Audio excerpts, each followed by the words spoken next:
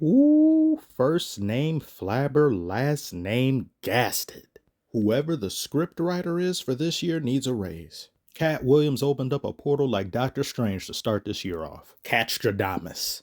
All of these big dick deviants is all catching hell in 2024. It's up for all of them. It don't matter if you Diddy or whoever you is. All lies will be exposed. That's all. You know they got your mans. They got your mans on sex assault charges. Yeah, the nigga you be hanging with. The nigga you be hanging with. Now, I'm not of the belief that if a friend of yours is implicated in matters such as these, that makes you guilty by extension. That's not fair. It doesn't make sense. That being said, when several of your friends or associates who are in close proximity to you are getting in trouble and charged with the same despicable, gratuitous acts, plausible deniability in regards to you and how much you know and have been aware of begins to fade tremendously. Hey, everybody know ain't no party like a Diddy party, so. Yeah, that's what's up. what does that mean? That just has me straight perplexed and befuddled, and people have been asking me to talk about that for a while. And this is as good a time as any, especially with the Jay-Z lawsuit going on. My feelings on that, as well as just this whole situation, if anybody can emphatically say there's no party like a Diddy party, and you've been famous for a decade or more, you don't even have to be famous a decade, but it certainly adds to the case that there's no way you don't know what goes on at those parties. Call them modest get-togethers, others hedonistic romps, Diddy parties. Now that I'm engaged, I've decided to slow down a little.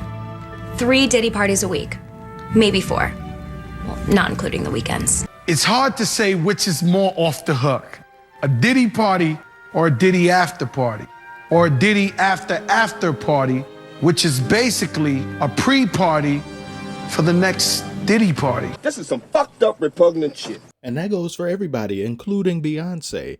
In this lawsuit, the person in question, who remains anonymous, states there was another individual in the room, and in the full-on documentation of this, apparently this unnamed individual was a female, and people have gone and start guessing at who that could possibly be. I've heard J-Lo get thrown around. I've heard Beyonce get thrown around.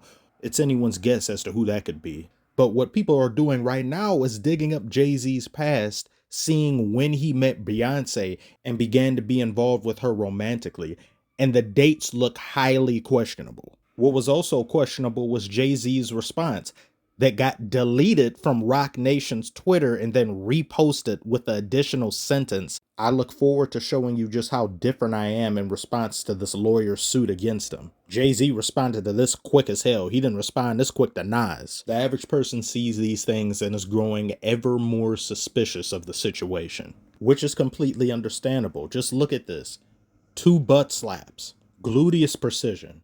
And look how they run off together. That's his boy. There's no way he doesn't know about the stuff Diddy was doing. Just like there was also no way you didn't know what R. Kelly was doing with Aaliyah. Even after R. Kelly got in trouble with what he got in trouble with, Jay-Z still had albums and songs with him. How is he to work with? Rob is great to work with, because really it's not like we work, because we're like really close. So it's like just fun, really. We just hang out, sing. I don't ever remember working. I bet you don't. Then listen to a young Rihanna here talking about how she was signing a contract that Jay-Z and the rest of Roc Nation were apparently offering her. But then he said something about a window and a door. He said there are 2 ways to leave here, either through the door with the deal signed or through this window, and we're on the 29th floor. It's not funny. Rihanna at the time was still a teenager, and that's somebody else he's also had alleged ties to before they were of age, similar to Beyonce. Imagine being a teenager and a grown adult threatens you with death unless you sign a contract. Joking or not, that's weird and alarming as hell.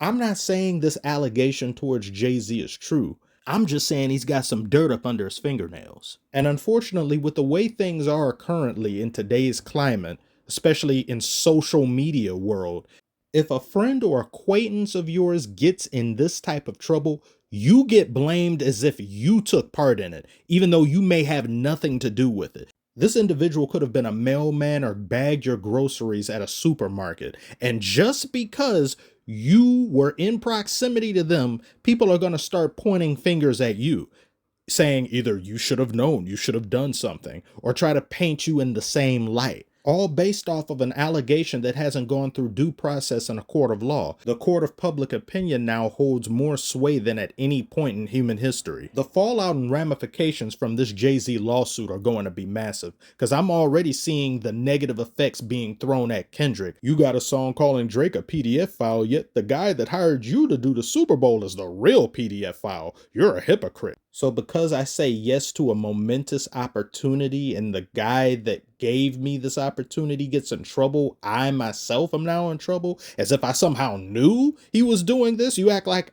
I knew it afterward and I still did it. But that's just me being logical and giving benefit of the doubt and trying to remain even keel, which is something most people, especially those on social media, are completely unable and incapable of doing nowadays. But in all honesty, the fanatical fervor and worship of celebrities is pretty much lost on me, and it's been lost on me since the 2016 election. When this year's election was all but over, I posted this tweet, and I think I'm not the only one that feels this way. I think this is a growing amount of people, if not a majority at this point. Gone are the days of you telling people what to do and how to act and how to feel. You live in a disconnected, affluent dimension, yet have the gall to tell those who exist in the lower dimension how to live their lives, who to vote for, and how they should think. Pure delusion, and that's one of the reasons Kamala lost to Trump, and this is coming from somebody who has been a registered Democrat who's grown up in a Democratic household. You can't trot these celebrities up here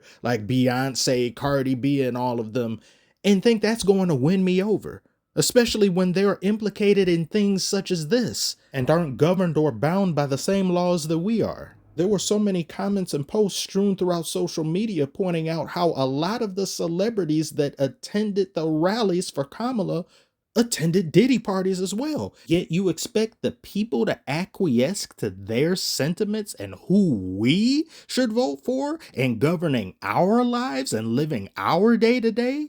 High fructose foolishness, blasphemy of the highest order. I don't care who the celebrity is, I will admire them for their art and their talent, their profession, but I won't worship and bend over backwards for them, and I sure as hell won't take their advice in politics. Jay-Z isn't just one of the greatest rappers ever, he's one of the greatest artists ever, but because of his acumen and talent, as well as who he's married to being Beyonce, you've got people coming to his defense solely for that. Not common sense, not let's wait and see how this plays out in court. No, he makes music that bumps.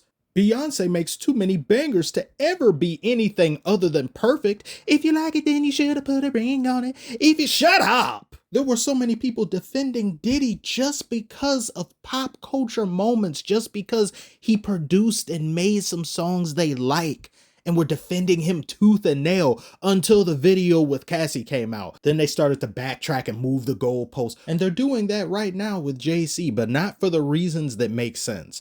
Solely based off music, solely based off aura, and a bunch of other stuff that doesn't matter. If this allegation turns out to be false, the person responsible for doing this, the anonymous individual, needs to be punished. And if it turns out to be true, Jay-Z needs to be punished. But since it's a civil suit, I don't really know if that's going to go anywhere or lead to anything else. But share your thoughts on what you think is the truth and what's false below. Like and subscribe if you are new, and I will see you all on the next one.